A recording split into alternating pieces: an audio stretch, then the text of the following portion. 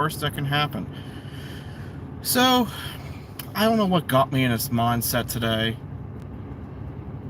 I think just because of different things I talked about in previous video about some friend of the family getting close to the end, kind of has me thinking about a little bit about life and death and all that kind of stuff, and not to be a absolutely destroy the mood of this video, because I'm not saying I'm in a bad mood or sad or anything, but what I'm trying to think about, what if during your investment journey you lost everything? How would you handle that? What lessons could you learn? Would you go back into it? I mean, there's people like Frank Old Guy REI who lost everything. I think is I can't recall the year, but basically the great financial crisis, and he got back into it I think 3 or 4 years ago, and him and his wife are absolutely crushing it now because of lessons that they learned the first time around. And so what is stopping you? What is, in your worst case, the worst thing that can possibly happen, and what takeaways can you take from it to prevent it the second time around? If you're playing it so razor thin margins that any little thing can upset everything, then this probably isn't the correct move for you. I'm just being honest. It's not. You need to either, if you're doing real estate, because that's what I'm doing, but if you're doing real estate, then you might want to try and find a different market. You could do house hacking, different strategies.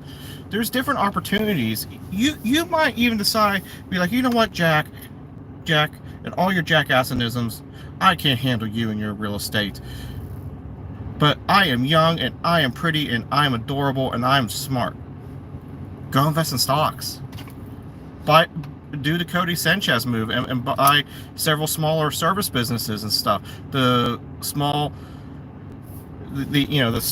and the boring service industry businesses.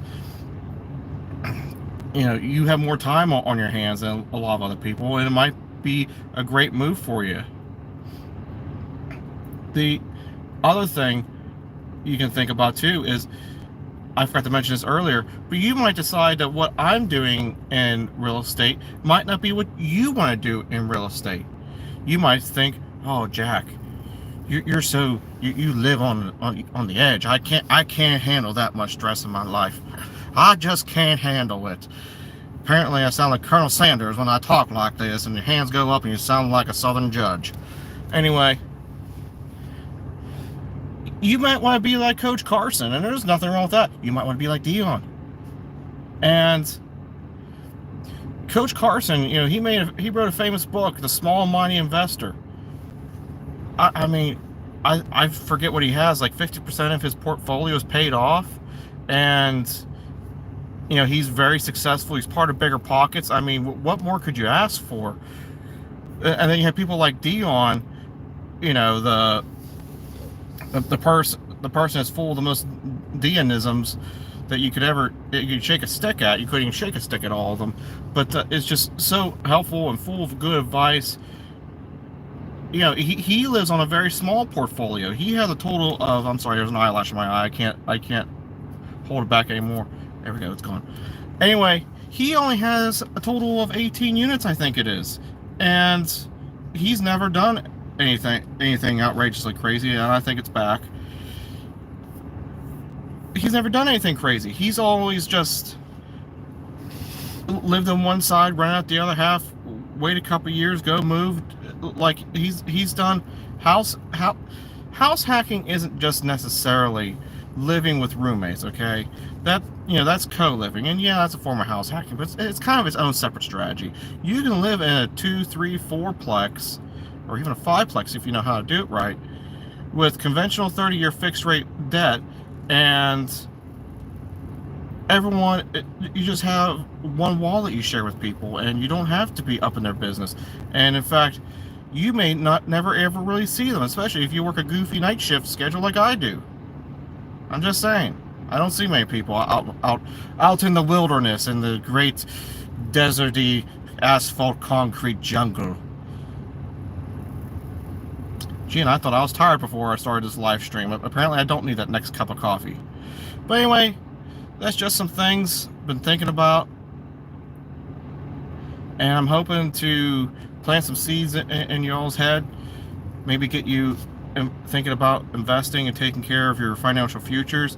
If you're interested in what I do, you're more than welcome to subscribe to this channel. If not, please, I highly recommend any channel I've mentioned is, before you subscribe to mine, go subscribe to the other channels I mentioned so far. Dion Talk Financial Freedom, was it Frank Old Guy REI, and Coach Carson.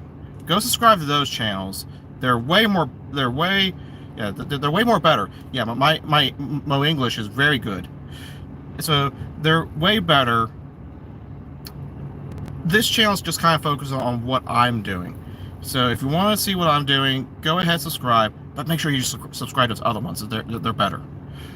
So anyway, with all that, let the sun hit you in the shoulders and have a day full of awesomeness.